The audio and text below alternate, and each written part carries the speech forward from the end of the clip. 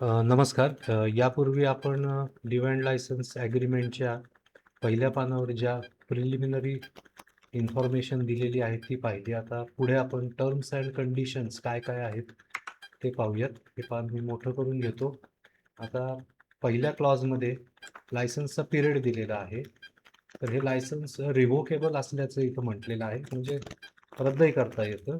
आणि या ज्या प्रॉपर्टीचं डिस्क्रिप्शन आहे ते पुढे शेड्यूल 1 मध्ये दिलेलं आहे. ते पुढील पानावर आपण नंतर पाहूयात पुन्हा एकदा. आणि without creating any tenancy rights or any other rights, title और इंटरेस्ट असं म्हटलेलं आहे. आणि फॉर अ पिरियड ऑफ, हा आपण 11 महिने घेतलेला आहे. आणि त्याची सुरुवातीची तारीख आणि संपण्याची तारीख ही दिलेली आहे. यालाच इफ्लक्स ऑफ टाईम असेही म्हणू शकतो आपण, संपण्याची तारीख. दुसऱ्या मुद्द्यामध्ये लायसन फी आणि डिपॉझिट याचा तपशील आहे. अमाऊंट पर मंथ किती दिलेली आहे ते इथे दिलेलं आहे. आणि या भाड्याला, आपण ज्याला भाडं म्हणतो, तर कॉम्पन्सेशन हा शब्द वापरलेला आहे. तर आपण बघितलं की व्हेरिंग रेंट म्हणजे दर महिन्याला वेगळं डिपॉझिट भाडं जर असेल तर पहिल्या 4 महिन्याकरता एवढं भाडं दाखवत आहे इथे, आणि पुढच्या 7 महिन्याकरता वेगळं भाडं दाखवत आहे. तर आता ही जी लायसन फी आहे किंवा कॉम्पन्सेशन आहे ते प्रत्येक महिन्याच्या पहिल्या 5 दिवसांमध्ये भरणं बंधनकारक आहे. तर बंधनकारक आहे कसं? शाल शब्द वापरलेला आहे. Licence fee shall be payable. शाल म्हणजे मॅन्डेटरी झालं, मे असलं तर ते ऑप्शनल असू शकतं, पण इथे शाल वापरलेला आहे. आणि डिपॉझिट किती आलेला आहे त्याचाही उल्लेख केलेला आहे या ठिकाणी. तिसरा क्लॉज आहे पेमेंट ऑफ डिपॉझिट. डिपॉझिट कशा पद्धतीने भरलेलं आहे ते या क्लॉजमध्ये येतं. हॅव पेड किंवा शाल पेड ऑल्टरनेटिव्ह जे आलेले ज्या पद्धतीने दिलेला असेल त्या पद्धतीने. पुढचा क्लॉज चौथा जो आहे पॉइंट, तर कलम 4 मध्ये मेंटेनन्स चार्जेस बाबत नमूद आहे. सर्व काही रेट्स, टॅक्सेस, म्युन्सिपल टॅक्सेस असतील किंवा प्रॉपर्टी टॅक्स, वॉटर टॅक्स, कचरा कर, जर घन कचरा कर वगैरे जे काही असेल, लेवीज, असेसमेंट्स, मेंटेनन्स चार्ज. आता नॉन ऑक्युपन्सी चार्जेसचा एक इथे उल्लेख आहे. तर नॉन ऑक्युपन्सी चार्ज म्हणजे काय?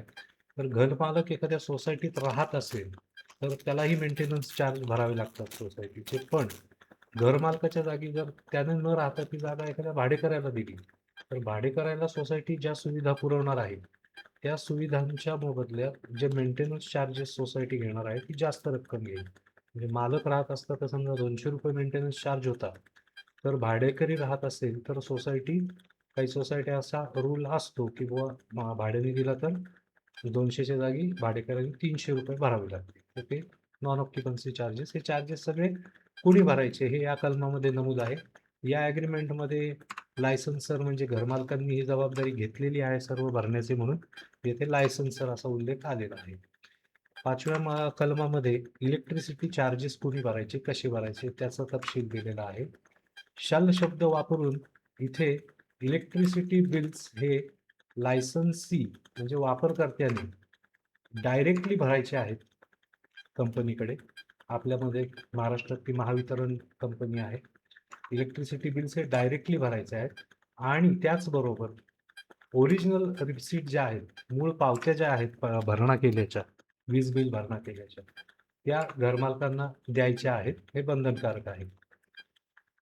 6व्या कलमामध्ये वापर कसा करायचा आहे त्याबद्दल माहिती दिलेली आहे. येथे हा वापर केवळ निवासी करायचा आहे आणि ही प्रॉपर्टी अशा प्रकारे मेंटेन करायची आहे की ती आहे त्या परिस्थितीमध्ये राहायला पाहिजे. आणि जर काही नुकसान झालं तर ते वापरकर्त्याने, लायसन्सी, भाडेकरी यांनी स्वखर्चाने रिपेअर करायचे आहे. अपवाद फक्त नॉर्मल विअर अँड टिअर जो आहे त्याचा, म्हणजे उदाहरणार्थ बुवा भिंतींचा रंग वापरून वापरून थोडासा डल पडणे, हे नॉर्मल विअर अँड टिअर भाडेकऱ्याने बेअर करणे अपेक्षित नाहीये. आणि शाल नॉट डू एनिथिंग, काय नाही करायचं आहे त्यांनी, न्यूसन्स क्रिएट नाही करायचा इतर रहिवाशी यांच्याकरिता, म्हणजे त्रास होईल इतर रहिवाशांना असं काही करायचं नाहीये. आणि घरमालकाचे जे काही राईट्स आहेत, without prejudice to any rights of the licensor, म्हणजे मालकाचे अधिकार बाधित होतील अशा पद्धतीने काही कृत्य तिथे करायचं नाहीये. काही बेकायदेशीर ऍक्टिव्हिटीज करायच्या नाहीत. अनलॉफुल ऍक्टिव्हिटीज ज्या सरकारने प्रतिबंधित केलेल्या आहेत. 7वं कलम आहे, काही चेंजेस करायचे नाहीत या प्रॉपर्टीमध्ये. Shall not make changes, shall not make or permit to do, म्हणजे स्वतःही करायचे नाहीत आणि कोणाला, एखाद्या कामगाराला वगैरे त्यालाही परवानगी द्यायची नाहीये. कशाची?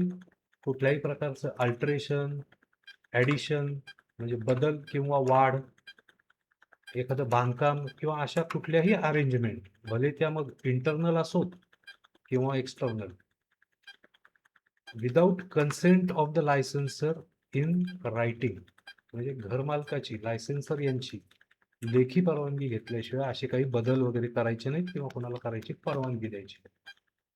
आता 8व्या कलमामध्ये टेनन्सी कुठलीही या ॲग्रीमेंटनी क्रिएट होणार नाही असं दिलेलं आहे.